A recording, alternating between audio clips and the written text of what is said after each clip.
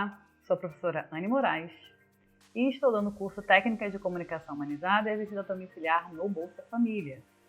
Estamos agora na nossa aula 9. Vamos dar uma olhadinha no que vamos ver nessa aula? Então, nós vamos observar os objetivos da aula. Vamos pensar sobre planejamento e comunicação, então como fazer esse planejamento, quando nós vamos nos comunicar com o outro, principalmente pensando nessa área profissional. Vamos falar um pouco sobre clareza escrita. A gente tem falado muito, e falamos muito ao longo das aulas sobre a comunicação oral. Então agora é importante a gente falar um pouco sobre a comunicação escrita e como ela é importante e deve ser também feita de uma forma clara. Vamos falar um pouco desse gênero textual, dessa construção comunicativa, que é a entrevista. Então, a entrevista que pressupõe duas pessoas, ou uma que seria o entrevistador e as outras que estão sendo entrevistadas, mas essa relação de diálogo, em que você pergunta e outra pessoa responde, pergunta e outra pessoa responde. Então, isso é importante para a gente pensar um pouquinho sobre a visita domiciliar. E estratégias de comunicação e a visita domiciliar no programa Bolsa Família. Então, quais são os objetivos dessa aula? Apresentar estratégias de planejamento e comunicação oral escrita. Então, como eu disse, a gente continuar falando sobre técnicas de comunicação, estratégias, sempre pensando na comunicação humanizada, mas agora a gente vai ver um pouquinho sobre a escrita. Tratar sobre a importância da clareza na escrita para a comunicação, então isso é bem importante, e vocês vão passar por essa situação de precisarem fazer preenchimento, de fichas e tudo mais, então é importante a clareza. Abordar o gênero textual, entrevista e suas características. Então essas são aí os objetivos dessa nossa aula 9. Planejamento e comunicação. Então vamos lá. Comunicar-se implica movimentação para criar textos e alcançar objetivos comunicativos. Então, quando eu vou falar com o outro, quando eu me movimento para me comunicar com o outro, eu preciso criar os textos, sejam esses textos orais, sejam esses textos escritos. Então eu me movimento para isso. Então, a gente tem um conceito que se chama textualidade, que significa esse movimento que o homem faz para criar textos. E essa criação está atrelada a uma intenção, ou mais de uma.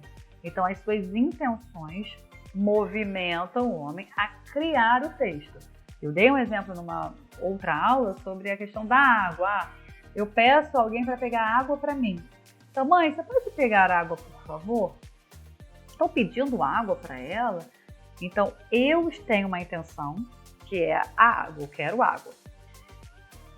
Essa intenção me movimenta a criar um texto. Mãe, pode pegar água para mim, por favor?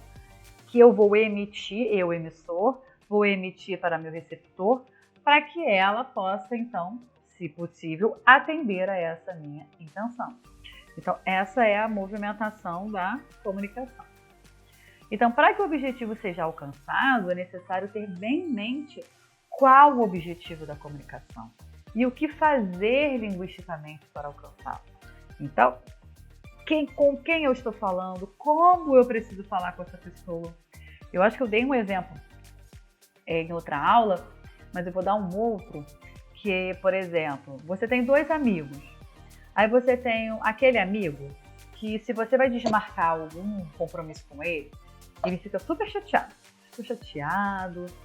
Ele vai ficar um tempo sem falar com você, ou ele vai te mandar uma mensagem dizendo que não gostou, enfim. Então ele fica chateado quando você desmarca alguma coisa.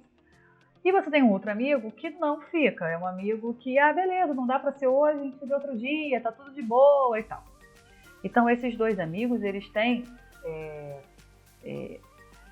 forma de receber essa sua negativa. Você está dando uma negativa, não, a gente ia fazer uma coisa, mas não vai mais.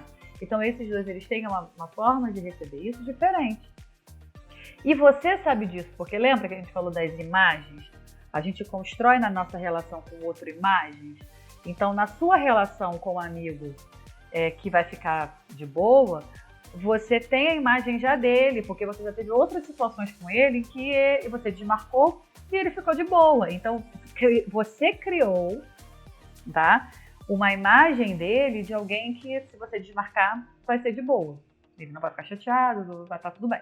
Mas o outro, pela sua relação com ele, você sabe que ele, se desmarcar, ele fica chateado, ele vai isso, ele vai aquilo.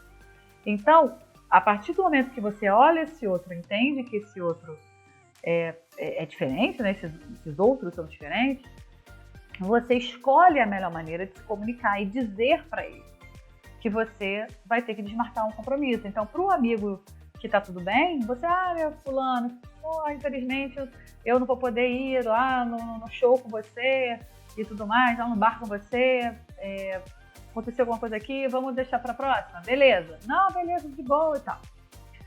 Com o outro, poxa, fulaninho, aconteceu algo aqui que me movimentou a não poder estar ali com você e tudo mais, você vai dar umas explicações maiores, né, do porquê que você não pode ir. E você já diz, mas olha, na semana que vem, no tal dia, se você puder, a gente já pode marcar e tudo mais. Então você diz, marca, mas já apontando quando vai ser a outra, já mostrando disponibilidade, interesse por marcar com ele no outro dia, e explica o motivo pelo qual você não pode estar ali naquele momento, naquele compromisso. Então, todo o detalhamento da explicação vai ser diferente, porque ele precisa disso, já o outro não. O outro, uma mensagem simples de que não pode ir, já resolve. Então, para cada pessoa com que a gente se relaciona, seja pessoalmente, seja profissionalmente, a gente precisa saber conhecer esse outro, tá? Então é importante você planejar, preparar, se capacitar. Então a gente está aqui nesse curso ótimo, maravilhoso que vocês estão tendo e que está sendo promovido pelo PIBA, entre outros cursos que estão sendo promovidos pelo PIBA, né, com muito cuidado, muito carinho para que vocês possam então se preparar, se capacitar para, né, estar atuando, trabalhando com o programa, né, Bolsa Família. Então, algumas dicas que eu dou de preparação. Então, olhem só. Primeiro, estude. Conheça tecnicamente sobre o que você vai falar, lendo manuais, né, a serem aplicados, cartilhas e coletando o máximo de informação. Isso é muito importante, a gente saber o que a gente vai fazer, por que a gente vai fazer, como a gente vai fazer. Então, se preparar e conhecer é importantíssimo. Então, leiam mais sobre o programa, se interem, qualquer manual, cartilha que você receba para a sua atuação, leia com calma, anote, tá? Então é muito importante esse estudo. Conheça bem o material novo, verifique se as informações mudaram, se é material novo sobre o programa, se houve atualizações, né? Então é muito importante que você se atualize sempre dessas informações, se alguma coisa mudou. Então, eu já trabalhei com o programa num outro momento, mas assim, agora a gente está no outro ano, já no outro momento, então podem haver atualizações, mudanças nas regras, seja lá em que for, na própria ficha, enfim, você precisa estar consciente disso. Cuidado com a escrita, oralidade, né? Com a sua comunicação oral, com a sua comunicação escrita quando você estiver atuando. Caso o texto produzido seja escrito, né? Então, vou ter que preencher a ficha, preciso ir à visita e vou precisar preencher. Então, esse preenchimento tem que ser feito de maneira clara, com cuidado, tá? Revise o que você escreve, se for oral, seja educado, polido, use linguagem clara, isso que a gente já vem falando aí em várias aulas, tá bem? Dicas para a escrita. Então vamos lá. Liste tudo o que você precisa perguntar, escrever, para que nada seja esquecido. Então, se você tem essa pergunta, são todas as informações que eu preciso coletar, já está aqui bonitinho, é só perguntar, marcar e escrever. Beleza. Mas se por algum motivo tem alguma pergunta que gerou dúvida em você sobre o que exatamente você tem que preencher ali, vá procurar, vá saber e tenha um papelzinho que você possa escrever para você lembrar, né? Porque às vezes você foi lá, teve uma dúvida, buscou informação, mas aí na hora, no dia, você esqueceu. Então é interessante que você bote num papelzinho, né, qualquer dúvida que você tenha no preenchimento, seja no que for que você vai precisar fazer, que você anote, tá? E leve isso com você, caso precise. Anote dados ou informações importantes que precisem ser passadas. Então, muitas vezes você precisa passar a informação tal para o beneficiário. Eu preciso passar essa, eu preciso dizer isso, eu preciso perguntar isso. Então, anote, tá? Para não deixar nada perdido, para não deixar de perguntar algo que precisava ser perguntado. Isso é muito importante que vocês tenham planejamento, tá? E verifique, afinal, se todos os dados foram coletados, se está tudo preenchido, devidamente preenchido. Revise o que você fez, porque, gente, é muito comum. Você está lá fazendo, escrevendo, tal, e quando você viu, uma pergunta foi passada, deixou de fazer uma das perguntas e não está lá respondida, aí você vai embora sem estar respondido.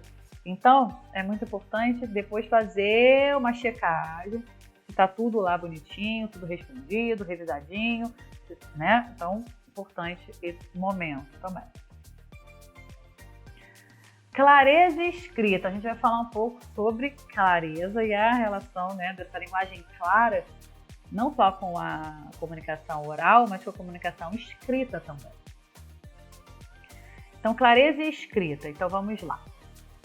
Então, quando a gente pega um texto, a gente vai perceber, então, por exemplo, você pegou um livro, né, pegou uma ficha, pegou um texto na internet, enfim, pegou algum texto. Você vai perceber que, em geral, os textos escritos, tá? Eles vão ser estruturados em frases, orações e períodos. Então, uma frase, por exemplo, ela pode ser uma frase que tem verbo e uma frase que não tem verbo. Então, a frase que não tem verbo, um exemplo, você está lá no seu trabalho, em algum local, e começa a pegar fogo, e alguém começa a gritar, fogo, fogo, fogo. Fogo é uma frase, só que não tem nenhum verbo nessa frase, tá? Então não tem ajudar,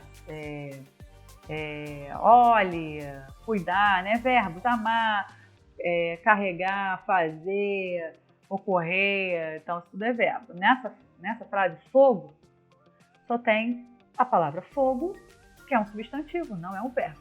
Então, é uma frase que a gente chama de nominal, porque não tem verbo. E a gente tem as frases que tem verbo. Então, se eu digo assim, está pegando fogo o prédio ao lado. Então, está, olha o verbo estar aí, né? Então, está pegando, vai pegar fogo o prédio ao lado. Então, você já tem verbo nessa frase. As frases que têm verbo, a gente chama de frases verbais, tá? E essas frases, elas são divididas em orações. Então, se você tem uma frase, por exemplo, amanhã é sábado e eu vou à praia. Então, amanhã é sábado, esse é um verbo. E vou à praia. Vou, do verbo ir, também é outro verbo. Então, você tem dois verbos numa mesma frase, tá? A frase começa com a letra maiúscula e termina com ponto. Então, você tem uma frase. Nessa frase tem dois verbos, então se você tem dois verbos, você vai ter duas orações. Então a oração, ela gira em torno de um verbo. Se a frase tem três, vão ter três orações. Se a frase tem cinco, vão ter cinco orações. Se a frase tem uma, você vai ter uma oração, tá? Então, para ter oração, a gente precisa de verbo. E o período é a frase que tem oração. Então, se tem uma oração só, a gente diz que é um período simples. Se tem mais de uma oração, mais de um verbo, a gente diz que é um período composto. E por que isso é importante para a gente? Porque quando a gente escreve, tá? E a gente vai produzir a nossa escrita, a gente tem que manter a clareza. Então, a clareza está muito relacionada a essa estrutura, né? Das frases, dos verbos, né? Das orações. Então, como você vai colocar isso na frase? Porque dependendo da maneira como você colocar isso, a gente vai ver daqui a pouco o exemplo, pode ficar confuso para o outro e o outro não vai entender o que está escrito, tá? Então é muito importante a gente pensar nessas estruturas.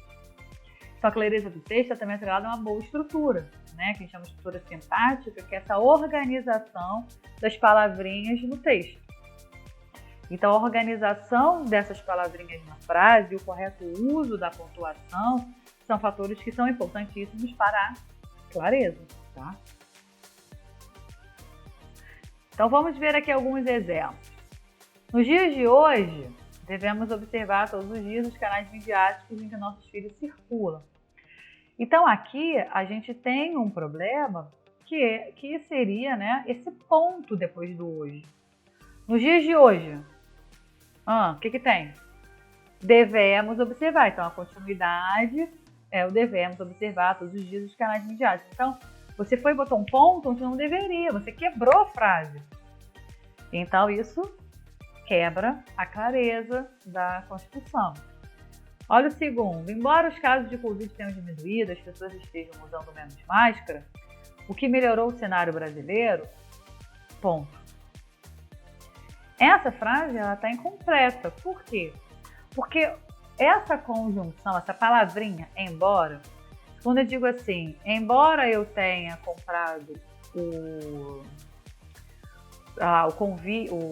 ingresso para ir ao jogo, eu fiquei doente. Então significa que, embora eu tenha comprado, eu fiquei doente, logo não vou ao jogo. Então, embora eu tenha sido convidada para a entrevista, eu acabei não passando, né, não sendo contratada. Então, quando a gente usa embora, a gente tem uma relação de oposição, tá? Então, embora eu tenha comprado ingresso, fiquei doente. Embora eu tenha comprado ingresso, não fui ao jogo. Então, você vê, né?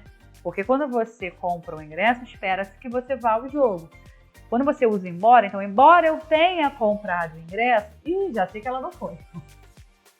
Então, vai vir uma oposição. Então, ali nessa segunda frase, a gente não tem essa oposição. Porque você tem, embora os casos de Covid tenham diminuído, as pessoas estejam usando menos máscara, o que melhorou muito o cenário,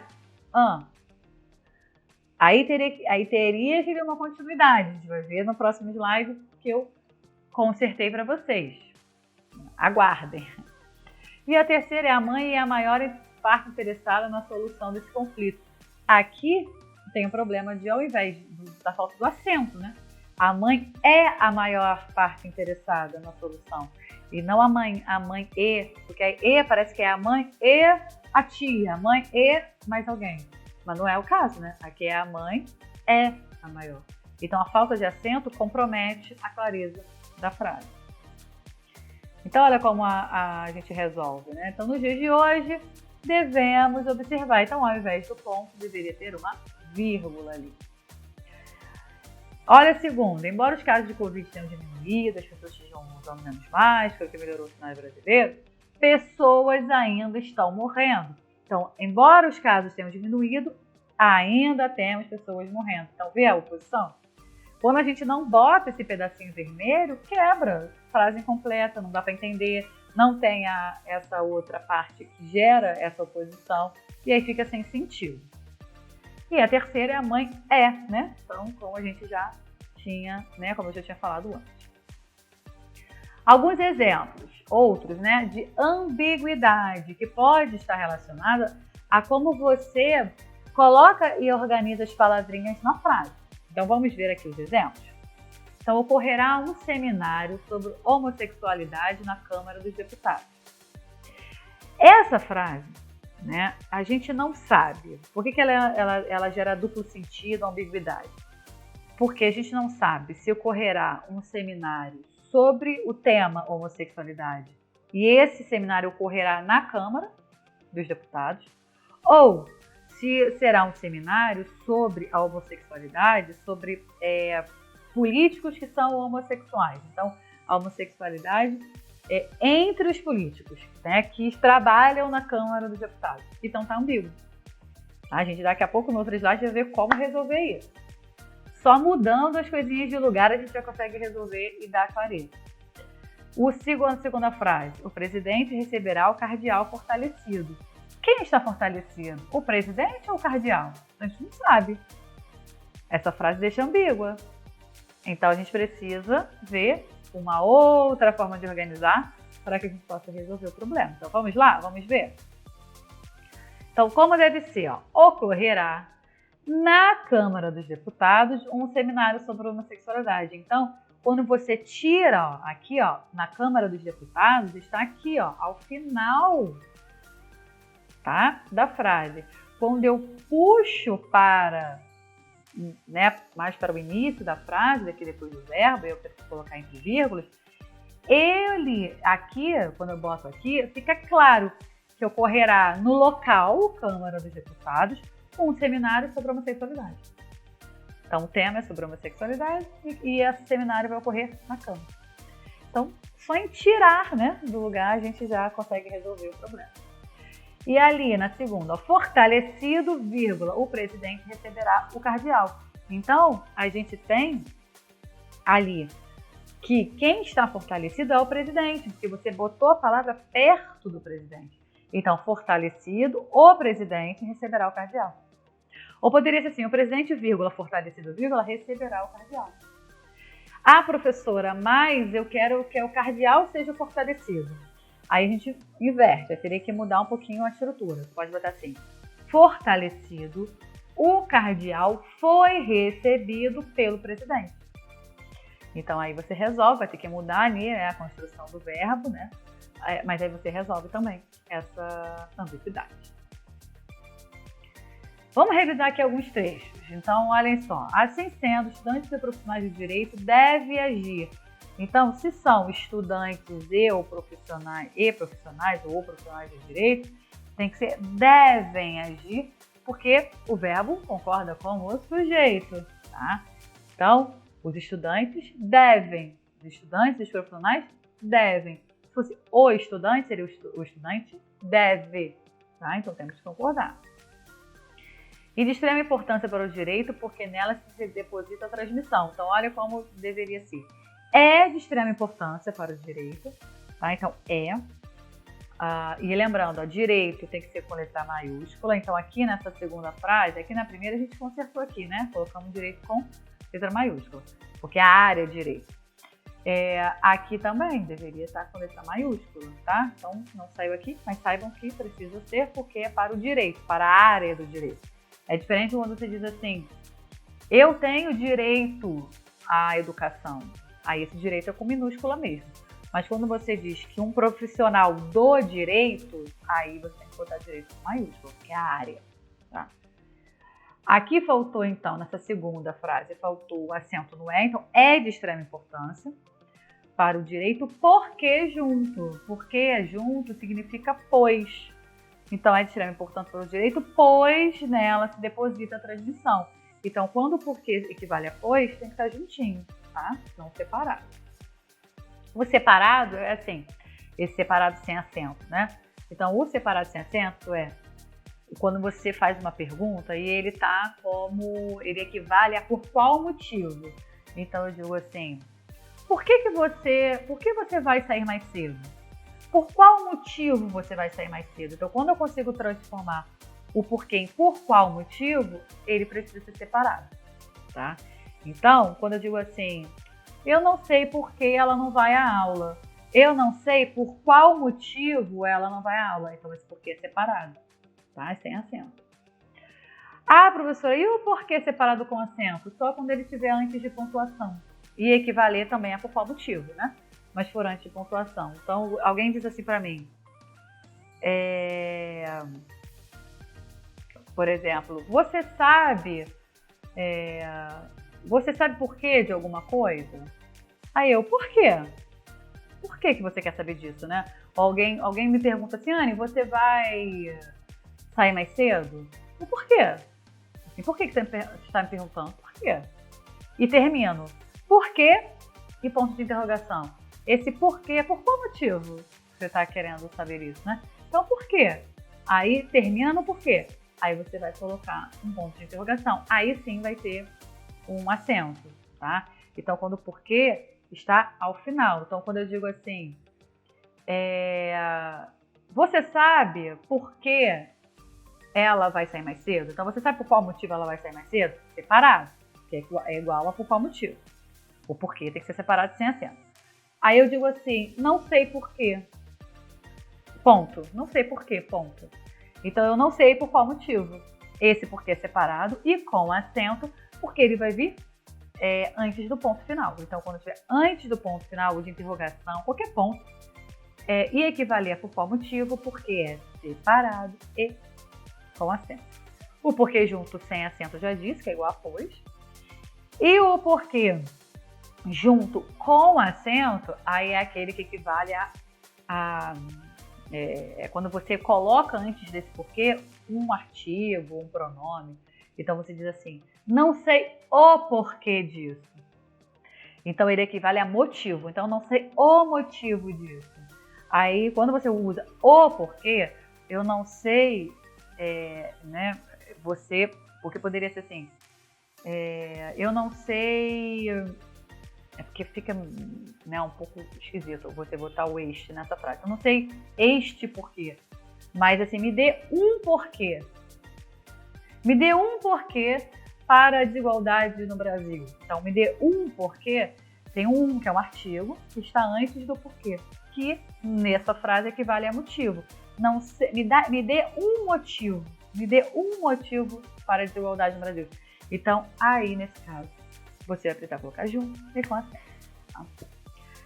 Nessa terceira frase, a grande questão é o dia a dia. Dia a dia, hoje não tem mais hífen. Então, dia a dia se escreve sem hífen. Tá? Outra dica que eu dou para a escrita, para ser claro, ter clareza, é a ordem, tá, das palavrinhas na frase. Então, a gente tem a ordem direta, que é a frase começando com sujeito, depois verbo e os complementos.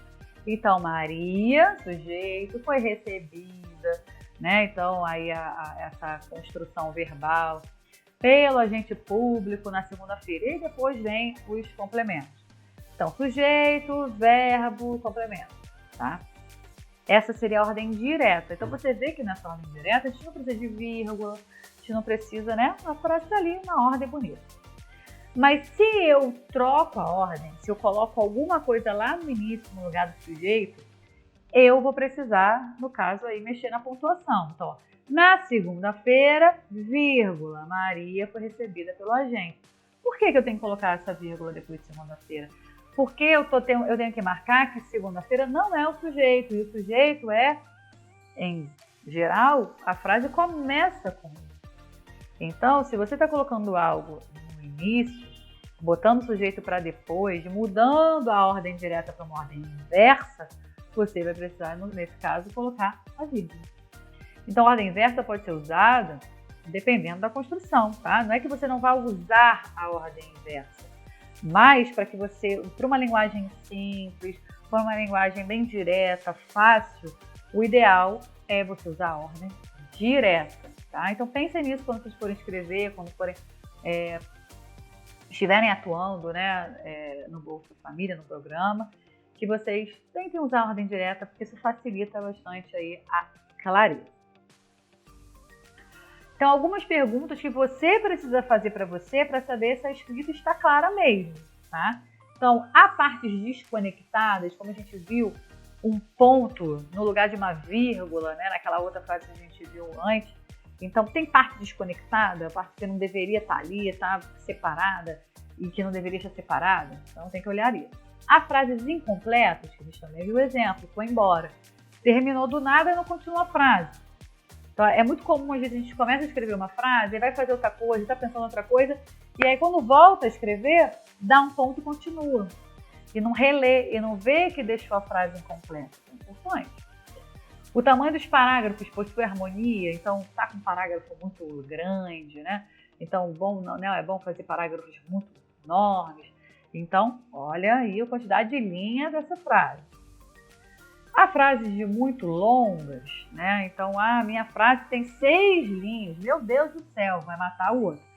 O ideal do ideal é que a frase ela tenha até 3 linhas, porque facilita a compreensão, a fluidez do texto, a leitura. Para essa linguagem simples, direta e clara que a gente quer, o ideal não são frases muito longas, tá? Então, você faz uma frase de até 3 linhas, ponto. Aí abre outra frase, ponto, tá? A narrativa está em ordem cronológica, bem organizada, com todos os dados apresentados. Então, o que você tem que preencher? Está bonitinho na ordem do que foi pedido? Então, pediram uma informação tal e uma outra segunda. Na hora de responder, coloca a primeira e depois a segunda. Então, segue essa ordem, tá? Para deixar tudo bem organizado. A frase está na ordem direta, dá uma olhadinha para ver. A pontuação está ok? Está faltando alguma pontuação, alguma vírgula? Ou tem algum ponto no lugar da vírgula ou o contrário?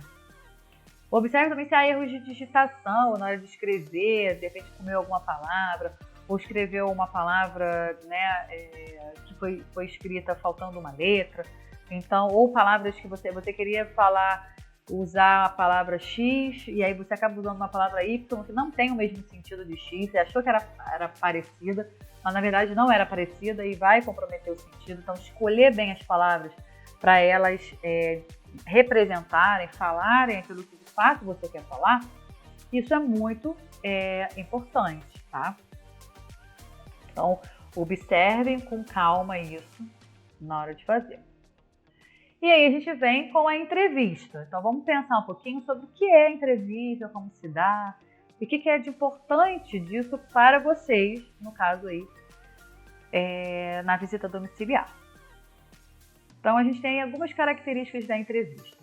É uma comunicação realizada a partir da interação entre as pessoas. Então, tem alguém que vai interagir com a outra para poder entrevistá-la. Então, o entrevistador e a outra pessoa entrevistada. No caso de vocês estão indo fazer uma visita técnica, que vocês vão precisar fazer perguntas para poder fazer o preenchimento dessa documentação, e você vai precisar interagir, perguntar para o outro. Então, você está nesse trabalho de pergunta e resposta. Você não está entrevistando no sentido de fazer uma entrevista nesse sentido que a gente pensa, né, de jornal, né, de ir no programa não é nem mais da Fátima Bernardes, mas no programa, né, da manhã, que você sempre recebe, né, o apresentador está recebendo sempre alguém e fazendo perguntas e tudo mais. Então, não é nessa configuração, mas é um diálogo em que vai haver ali perguntas e respostas. Então, a entrevista é realizada a partir dessa interação e pode resultar em informações a serem divulgadas de forma oral ou escrita. Então, exemplo, em entrevista em rádio ou TV, vai ser oralmente, a pessoa vai responder e você vai estar lá ouvindo a resposta.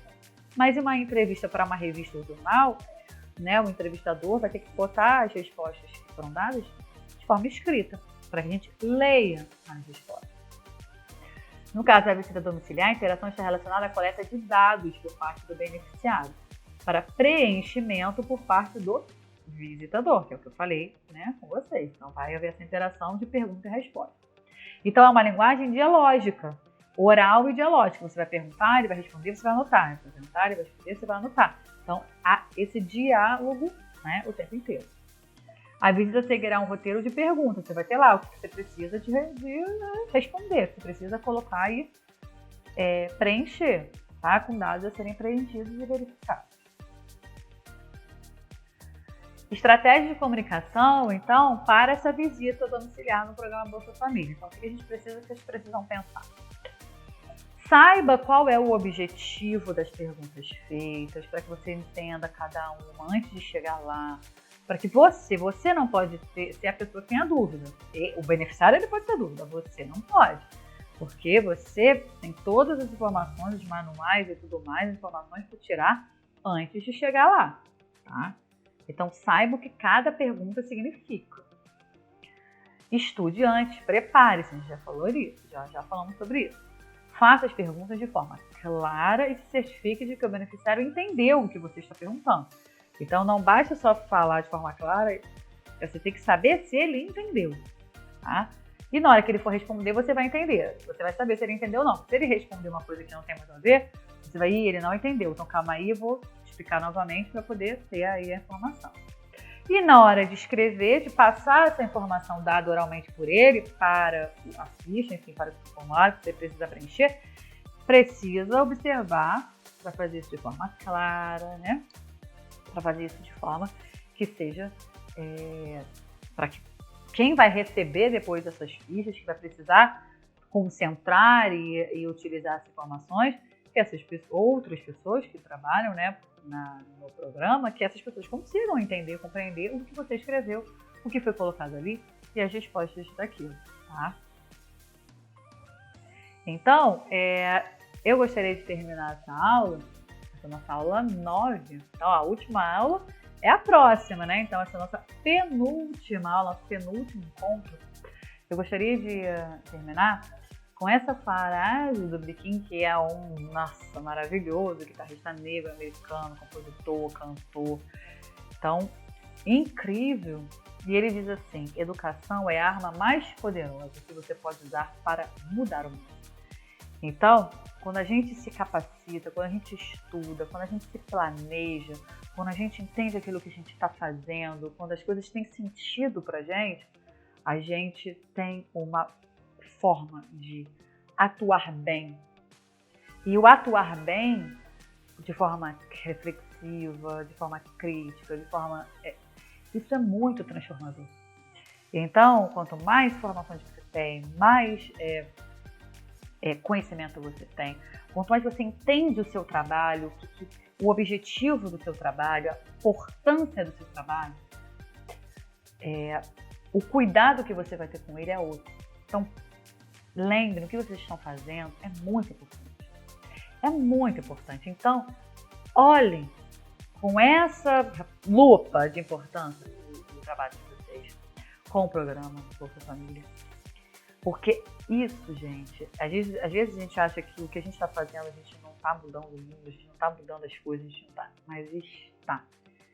Então, fazendo a nossa parte, sendo éticos, profissionais, críticos, reflexivos, entendendo a importância do que você está fazendo bem, cuidando do outro, isso é uma arma importante. Eu não gosto da palavra arma, porque arma remete à violência, né? Mas é algo muito importante para que a gente possa mudar, transformar a nossa sociedade, que precisa da gente para isso, tá? Precisa. Todos somos importantes nesse caminhar juntos. Então, a gente se vê na nossa última aula, a próxima aula 10, para encerrar o nosso curso de técnicas, né, de comunicação humanizada. A gente se vê em breve. Tchau, tchau!